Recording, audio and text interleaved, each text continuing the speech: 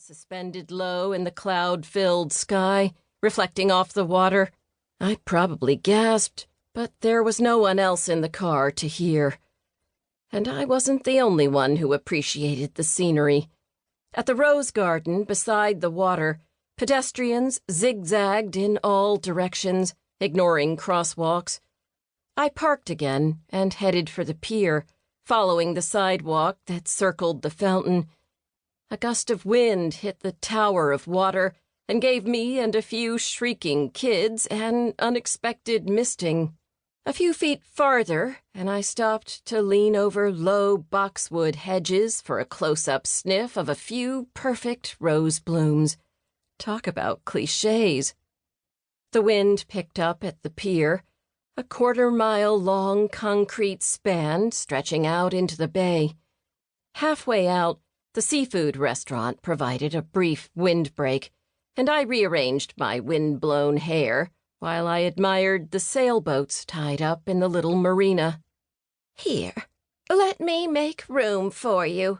A tiny, white-haired woman slid to the middle of her bench. I thanked her and sat down. "Looks like the sailboats are going in." She pointed to a flock of small boats half a mile away. "Are you a regular?" I gave her a blank look. "I don't think I've seen you here before." "My first visit. I read about it in an article on retirement hotspots." She held out a delicate, bony hand.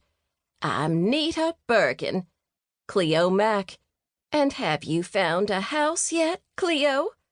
I laughed at this, and then I said the strangest thing. "Not yet."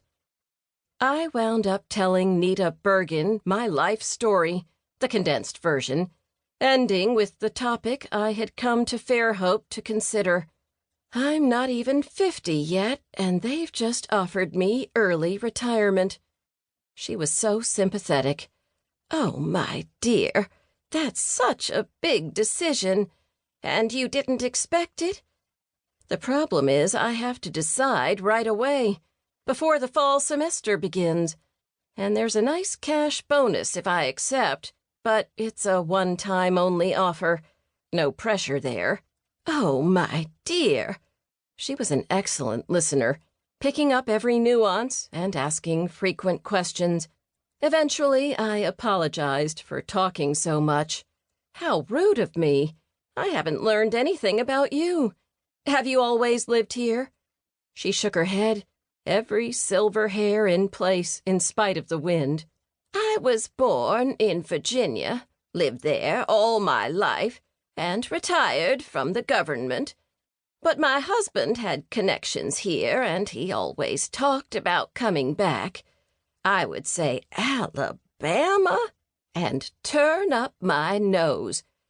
But one summer we drove here from South Florida, and as soon as I saw those big oaks with ferns growing on their branches, and the Spanish moss and flowers, and the nicest people anywhere," she threw her hands up. "What could I say?" I nodded, having just experienced almost the same reaction. "And was it the right decision?" She nodded emphatically. "I love Fairhope. And you will, too." I laughed and tried, too late, to apply the brakes a little. "I haven't really made the decision yet. I know a good realtor." We sat on the bench while the sun sank in the western sky. Nita introduced me to half a dozen people walking on the pier, and when it was just the two of us, we talked. At last, the molten, glowing mass reached the horizon, and people stopped all around us to watch. After the briefest interval, no more than a couple of minutes, the sun dropped out of sight, and the crowd actually applauded. "Wait," Nita said softly, patting my hand to keep me in place on the bench. Her gaze had shifted upward to the sky above us. "Just watch now." Almost immediately, the sky lit up, the clouds turning coral and pink and gold with a few streaks of purple.